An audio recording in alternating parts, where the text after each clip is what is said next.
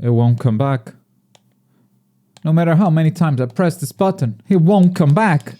It won't come back. It's funny how quickly this game becomes a part of my daily routine every time there is a beta. This is the third time this has happened. And once again, I cannot wait to play it once more. That said, the betas were good and all, but what can we expect for the final game? I can't help but wonder which characters will make it at launch and which characters will be DLC. But more importantly, how interesting will their quirks be in this new My Hero take? I think some characters are pretty much locked in my opinion, but their quirks are not super interesting. For instance, Kirishima will most likely have a super armor gimmick. Either it's something you turn on, a special ability that enhances your skills for a short time, or just a ton of armor in his actual skill moves. Kirishima is a hype character on his own and I want him in the game, but his quirk is kinda straightforward. On this category, I have other characters like Endeavor, who will probably have a ton of fire abilities like slow tracking orbs, a flamethrower, maybe a spear too, making him mostly a long-range character. I bet they'll take a lot of his moves from One's Justice. Hawks will most likely be a character with limited mobility given what he can do in the show. I mean, you can't have a character that just flies freely, not in a battle royale, but he'll probably have a lot of dash moves and high mobility compared to other characters in the game. And while I think both Momo and Jiro will end up making it into Ultra Rumble, I think both of their quirks won't have the greatest movesets either. I mean, Momo has the ability to create anything in the world and that's awesome, but you only have 3 buttons for abilities. So most likely what happens is you have a button for a cannon, a button for the Matryoshka dolls, and that's kinda it. And Jiro, well, she's gonna shoot slow moving projectiles in the form of sound waves, mark my words. So today's video is not about those characters. It's not about who will obviously make it into the game. No. It's about who could make it and at the same time has an interesting quirk for a battle royale game like this. So in a way, you could call this video kind of a wish list. Brought to you by Raycon. Wireless earbuds have become something that I literally use every day. While cleaning the house, doing the dishes, sleeping, exercising. It's something I simply cannot live without anymore. And with Raycon, you're paying half the price for the same, if not better, quality earbuds. You can get a pair and a spare and still pay less than you would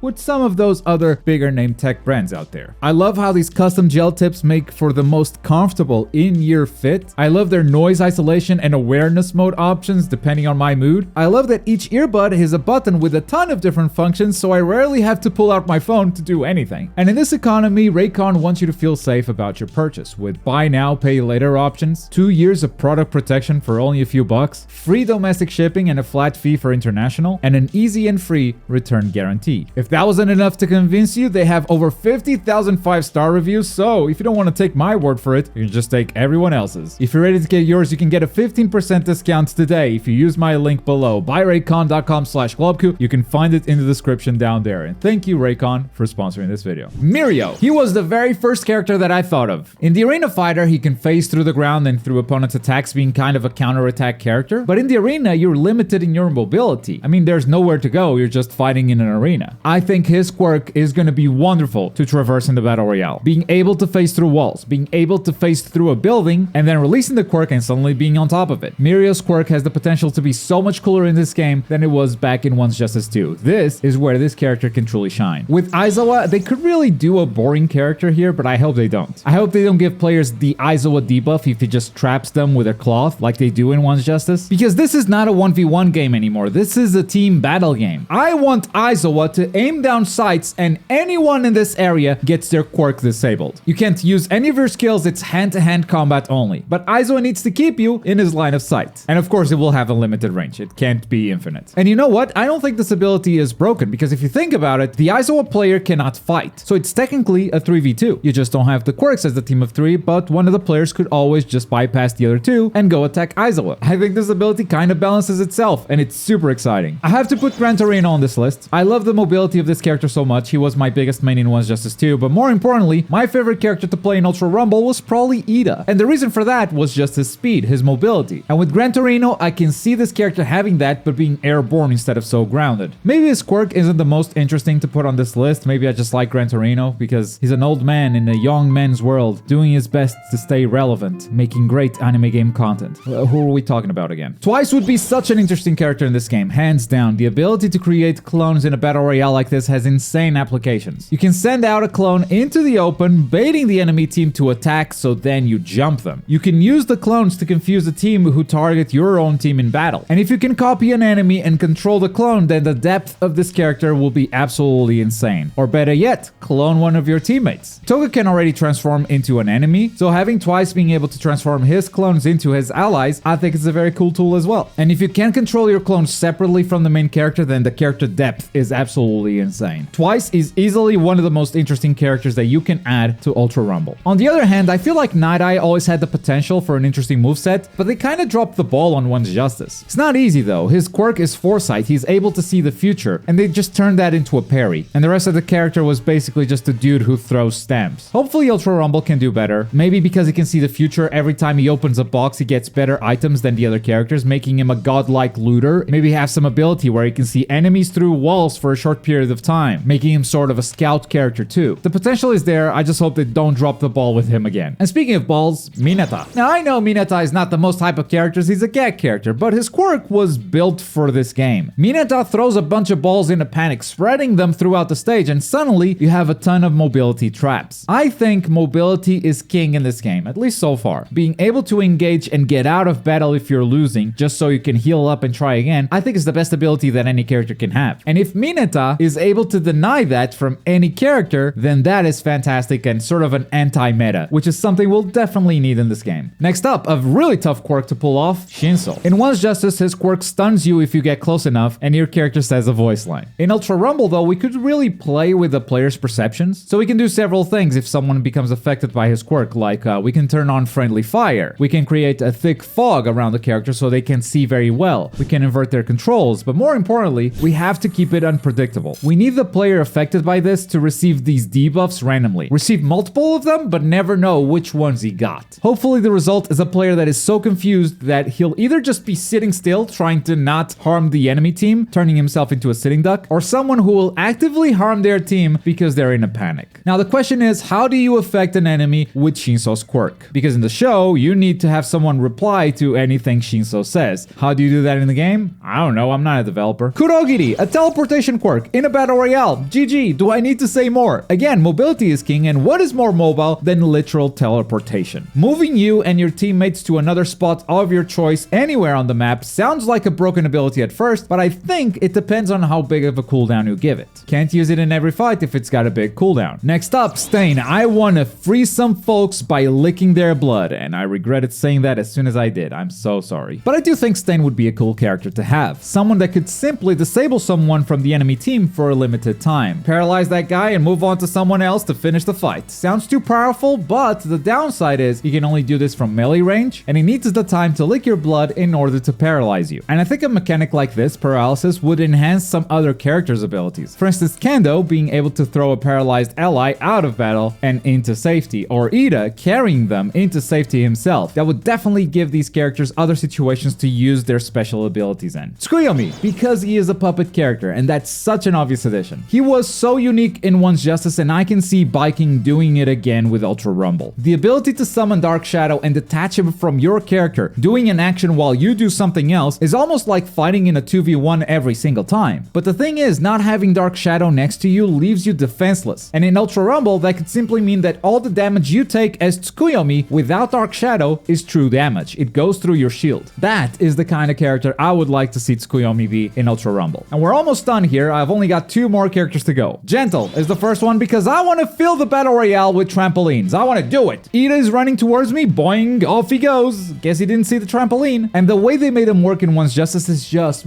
perfect. You can place them anywhere, have players bounce between 2 of them back and forth. It gave you so much freedom and neutral control. I want to see something similar in Ultra Rumble. Vertical trampolines that stop projectiles, horizontal trampolines that I can use for mobility for me and my team, and work as traps at the same time for the enemy team. I mean, just imagine setting something up that bounces someone outside the playable circle during the endgame. That would be hilarious. And for my final character, let's go outside One's Justice 2 and bring someone new, 13. 13's quirk is one I would be so excited to see them pull off, especially if there's some physics attached to it. Because their quirk is Black Hole, I feel like a very easy way to do it is target a player, activate the ability, and that will attract that player to you. Almost like the Rinnegan pull in Naruto Shinobi Striker. But I think that's the lamest way of doing it. This is a team game, and I want to be able to pull an entire team. So, if I activate the black hole close enough to an enemy team, I want all of them to gravitate towards the black hole. This would enable a lot of cool combos with the rest of your team. You gather them all up in one place, and your team starts dishing out the damage. That said, bear in mind that the players that have been pulled by the black hole, they're still free to act. They can still attack you, so this is something that is not safe at all to use. This is very dangerous for the 13 player.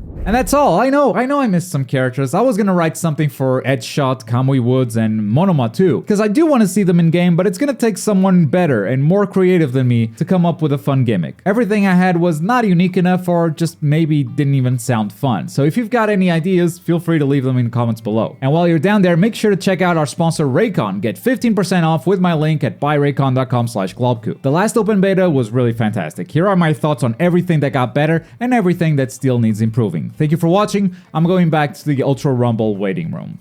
Bye.